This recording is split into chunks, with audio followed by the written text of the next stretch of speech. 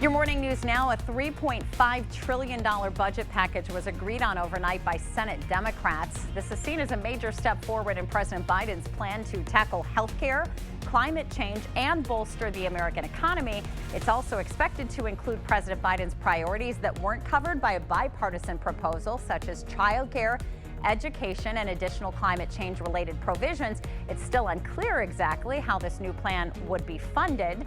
Democrats are aiming to push the newest proposal through the House and Senate before August recess. 21st century Jim Crow assault is real. President Biden responds to Republicans for their attacks on voting rights. Since President Biden won the election, legislatures in 17 states have passed 28 laws to make it harder to vote.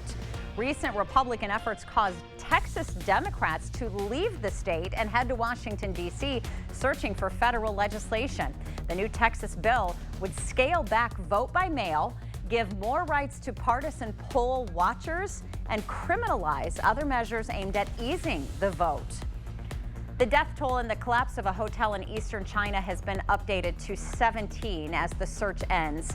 The city of Suzhou said 23 people had been pulled from the rubble after the hotel collapsed on Monday. Most of those killed were hotel guests, and the city said investigators are looking into the cause of the collapse.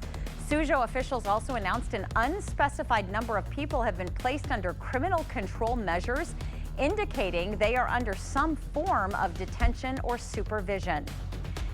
As crews in Florida enter day 21 of digging through the rubble of the Surfside collapse, the death toll there now stands at 95. Miami-Dade County's mayor says 14 people are still unaccounted for. That number includes 10 victims whose bodies have been recovered but not identified. The mayor noted that the work of identifying the bodies has become more difficult as time passes. And if you're getting ready for your morning commute out there, it's looking good, but watch out for your lunch break and your evening commutes here this afternoon and evening, because thunderstorms are in the forecast and some of them could turn strong to even severe. One municipal well that tested positive for PFAS is now temporarily back in service. The City of La Crosse's utility manager says the city ran well 26 on 2 nights in June. That well is located on French Island and had been offline since September of last year when it tested positive for PFAS. When the city ran well 26, it resampled the water and found the PFAS level was just below the state's proposed safety level. 2 other city wells on French Island are still offline due to contamination, while hundreds of private wells in the same area have also tested positive. For other contamination, the Wisconsin DNR is offering well owners free nitrate tests next week. You have to go to Eau Claire during the Wisconsin Farm Technology Days, which takes place July 20th through the 22nd. The DNR is offering the free test at their booth with results available in just a few minutes. Nitrate is the most common health-related contaminant in Wisconsin's groundwater, especially in agricultural areas. Officials in Minnesota are asking goldfish owners to stop dumping them into ponds and lakes. Look at the size of these. Not only is it illegal, but the goldfish compete with native species for food and increase lake algae.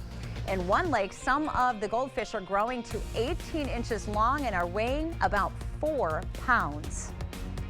Law enforcement is giving a reminder to everyone after a black bear ran through West Salem last night. Angie Hemker, who captured this video, said she had just finished watering her plants when the bear ran through her yard. The bear made its way through town and was last seen heading east in the grass near the interstate. If you happen to see the bear in your neighborhood, do not approach it. Instead, just give law enforcement a call so they can safely relocate the animal. Help is still available for seniors who want fresh produce. La Crosse County's Aging and Disability Resource Center, or ADRC, still has vouchers for the Senior Farmers Market Nutrition Program. The $25 vouchers are limited, and eligibility information is available on the La Crosse County ADRC website. And after all the thunderstorms clear out today, tomorrow's going to be a little cooler in the upper 70s. We do expect the clouds here to decrease as we head into the weekend, with temperatures picking up into the upper 80s to low 90s. And next week, too, looks pretty warm and sunny overall. Temperatures heating up back into the upper 80s to low 90s. It sure will feel a lot warmer, and it feels a little bit, you know, like summer again here, Jen, as we end next week. Yeah, the air conditioner is getting cranked up. Oh, yeah. Get through the storms today, Yep. and it's looking pretty good for the rest of the week. All right, well, we thank you so much for sharing your morning with us. We're going to send you now to CBS This Morning, and we look forward to seeing you right back here tomorrow morning.